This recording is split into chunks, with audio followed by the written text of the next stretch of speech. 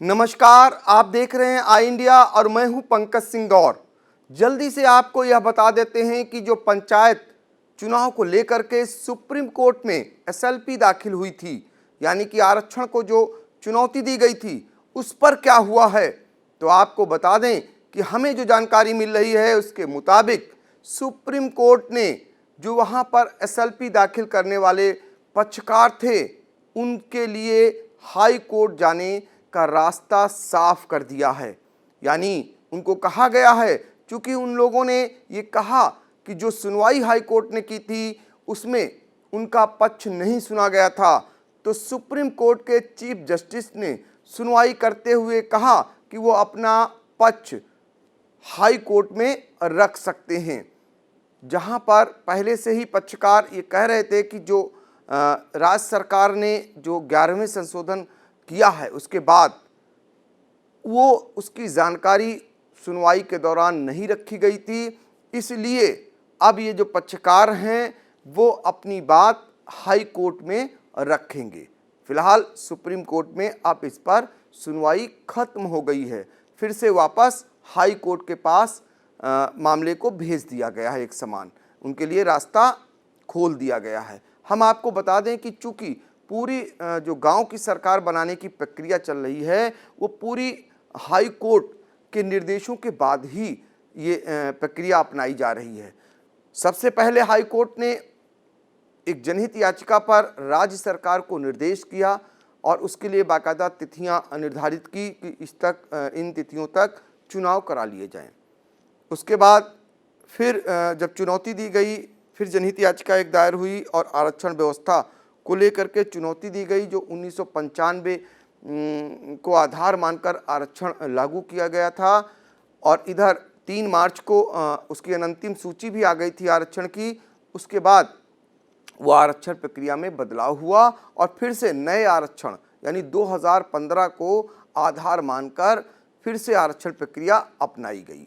इसको लेकर के ही एसएलपी दाखिल हुई थी सुप्रीम कोर्ट में, जहां से सुनवाई करते हुए आज ये कहा गया कि चूंकि एसएलपी दाखिल करने वालों का ये कहना था कि उनका पक्ष नहीं सुना गया हाई कोर्ट में, लिहाजा सुप्रीम कोर्ट ने ये कहा कि उनके लिए रास्ता खुला है और वो हाई कोर्ट जा सकते हैं और अपनी बात कह सकते हैं।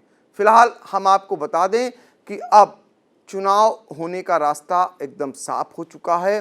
राज्य निर्वाचन आयोग ने बाकायदा कार्यक्रम भी जारी कर दिया है।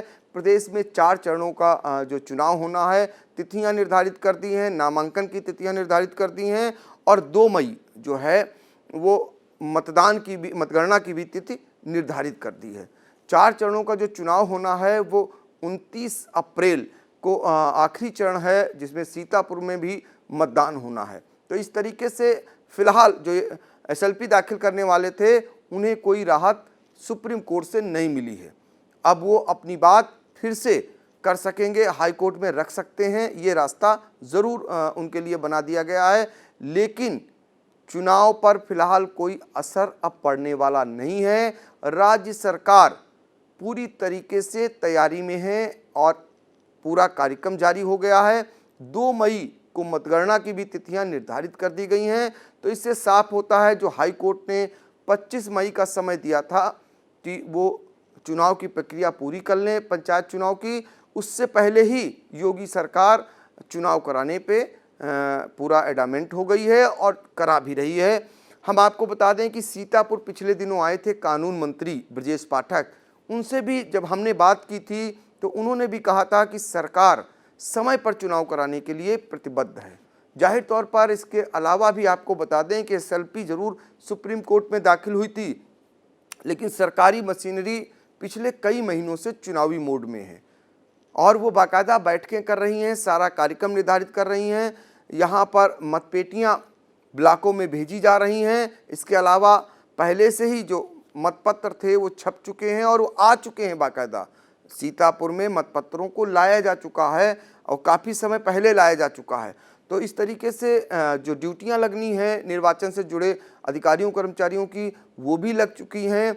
प्रदेश के अधिकारी एडीजी से लेकर के अभी 2 दिन पहले ही एडीजी एसएन सावत और आईजी जो हैं वो लक्ष्मी सिंह और कमिश्नर रंजन कुमार सीतापुर आकर के और कमलापुर थाने में बैठक भी कर चुके हैं जिले के अधिकारियों के साथ, डीएमएसपी के साथ। इसके अलावा जो जिला अधिकारी हैं विशाल भारद्वाज, एसपी जो हैं आरपी सिंह, वो भी बाकायदा सर्किल वार जाकर के बैठकें कर रहे हैं, जहां पर 3-3, 4-4 थानों को बुला करके उनके थानेदारों को, वहां के क्षेत्र के चौकीदारों को और जो भी हैं निर्वाचन से जुड़े हुए अधिकारी कर्मचारी, उनके साथ बाकायदा बैठकें कर फीडबैक ले चुके हैं और बाकायदा उन्हें निर्देशित भी कर रहे हैं। तो इस तरीके से पूरा चुनावी तैयारी पहले से ही प्रशासन ने और शासन ने कर रखी थी, अब सिर्फ उसको अमली जामा पहनाया जाना है। तो जाहिर तौर पर रास्ता बिल्कुल क्लियर हो चुका है। सुप्रीम कोर्ट से भी बहुत ज़्यादा राहत एसएलपी दाखिल करने वालों को नहीं मिली है।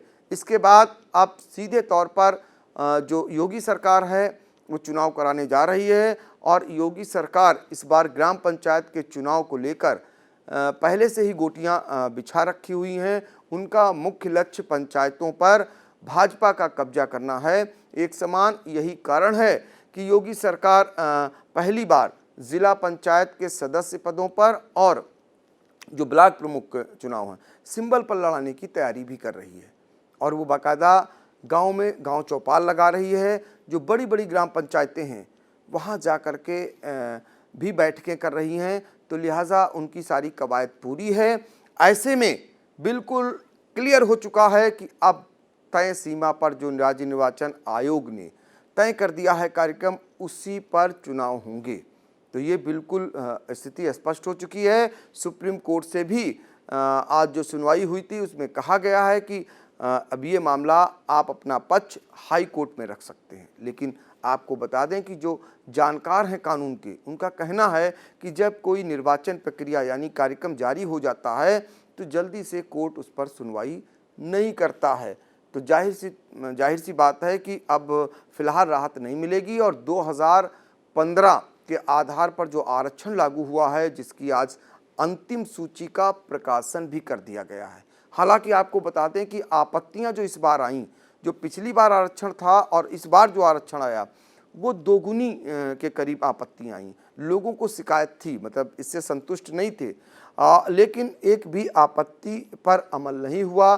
जो सीतापुर में 4 सदस्यीय समिति थी, उन आपत्तियों को सही नहीं पाया और सबको खारिज कर दिया और जैसे आरक्षण जो लागू हुआ था, जो अंतिम सूची जारी हुई थी, उसी को मान लिया और उसी को अंतिम सूची मानकर मोहर लगा दी। तो गांव के जो लोग चुनाव लड़ना चाह रहे हैं वो लोग तैयारी कर लें, आज से चुनावी डंका बज चुका है और सीतापुर में 29 अप्रैल को यानी चौथे चरण में मतदान होना है। 2 मई को मतगणना होगी। 4 चरणों का चुनाव है और प्रथम चरण जो है वो 15 अप्रैल से शुरू हो जाएगा। लिहाजा आप सभी लोग चुनाव जो लड़ना चाह रहे हैं वो तैयारी कर लें। इसी बीच कोविड का प्रकोप भी बढ़ता जा रहा है। जो ध्यान देने की बात है वो कोरोना को लेकर के है, चूँकि जनसंपर्क इसमें बढ़ेगा। मतदान को लेकर के सावधानी भी आपको बरतनी होगी। सबसे पहले होली आ रही है, इसके बाद तुरंत चुनाव शुरू हैं। चुनाव से पहले ही चुनावी माहौल में है पूरा ग्राम पंचायत। ऐसे में आपको कोविड का विशेष ध्यान रखते हुए ही मतदान में भागीदारी रखना है।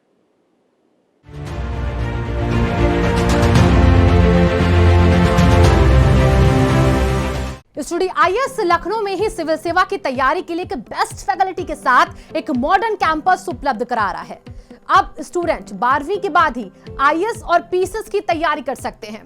इसमें 12वीं के बाद आप ग्रेजुएशन करते हुए जो छात्र हैं वो आईएएस की परीक्षा के लिए तैयार किए जाते हैं। अगर आप ग्रेजुएशन कर चुके हैं तो आप हमारे स्पेशल बैच में आईएएस और पीसीएस की तैयारी कर सकते हैं। स्टूडियो आईएएस स्टूडेंट के रहने और खाने की व्यवस्था भी उपलब्ध कराता है, जिससे वो अपना पूरा समय सिर्फ पढ़ने के लिए यूज कर सके। अधिक जानकारी के लिए आप कॉल करें 9517171733 पर। खबर आपकी, नजर हमारी। देखते रहिए आई इंडिया।